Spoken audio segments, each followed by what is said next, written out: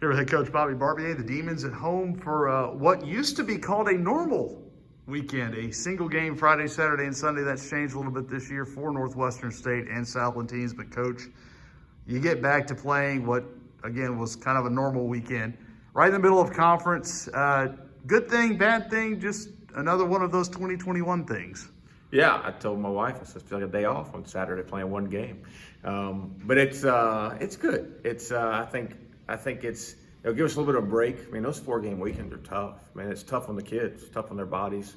The turnaround from Friday night to 7 o'clock on Saturday, man, and you've played, 20 however many innings in that short period of time. It can wear on them. So we're trying to manage it during practice.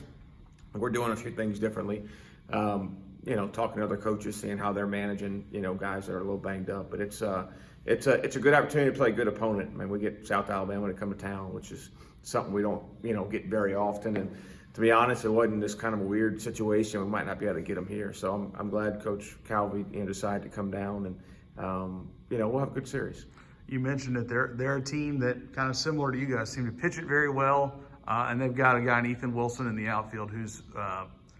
We saw it last weekend with Kauser. He's another guy that got a lot of preseason accolades and kind of the linchpin for their lineup. Yeah, we're getting our fair share of highly talented hitters, against us this year, and that's great. I mean, and those guys, they just make you, they hurt your mistakes. When most time it's more than a single, as you saw with Kauser, and they're just good hitters and they're good players, and you like to get to the point where you hope you don't want those guys to beat you, but we're not just going to walk them every time either.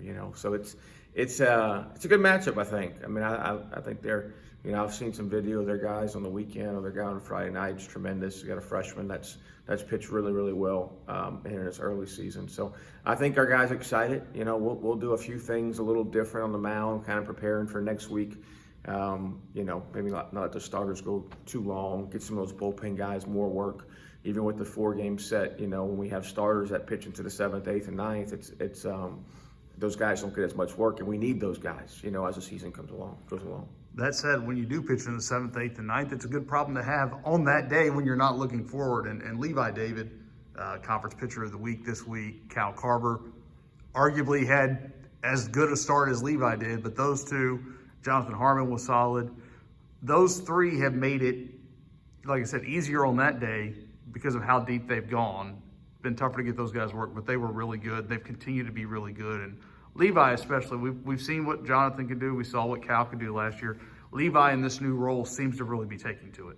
Yeah, I mean, Levi's it's special, where he's come from as a pitcher, to where he's at now. And it's a product of working hard when things aren't going your way.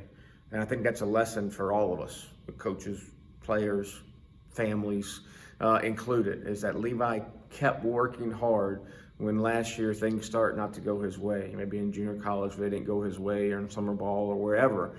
And he just kept working at it and had a good attitude about it. I think Micah Behrens is a guy like that too, who came in there Sunday and pitched well. And we got a few guys like that. Cal Carver, didn't work out at his previous school, and same thing. They just keep working hard, and it's nice when they start to see the fruits of their labor a little bit, and just proud of those guys. And they also understand that what it took to get there, and it's the next step in the maturation process is consistently doing it, and every time out, giving your team, and you're going to have times where you don't have that best stuff, or Levi's not going to have that really good breaking ball that day, and what happens then, and how do they fight through those type of outings like Donovan fought through. I mean, he's another one that worked. I mean, Donovan hadn't seen significant innings in 5 years here, and now he's closing out games sometimes, with the game. And it's really neat to see. It's really neat to see, and how can they take that next step in that maturation process? This feels like it's a very comparable lesson for what the offense is going through. It's been a tough couple of weeks, but you've got guys with track records, and you've got guys who have fought to be here.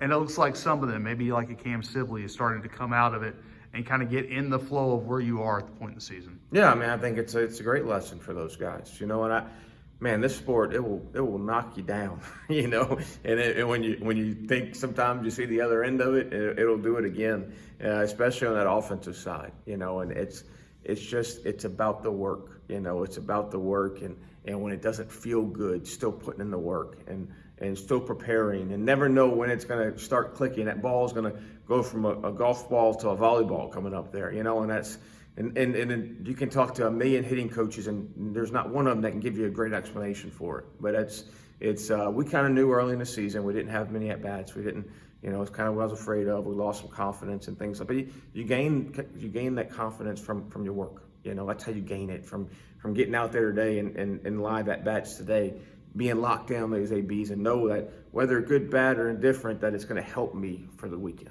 All right, Coach. Thanks so much. Thank you.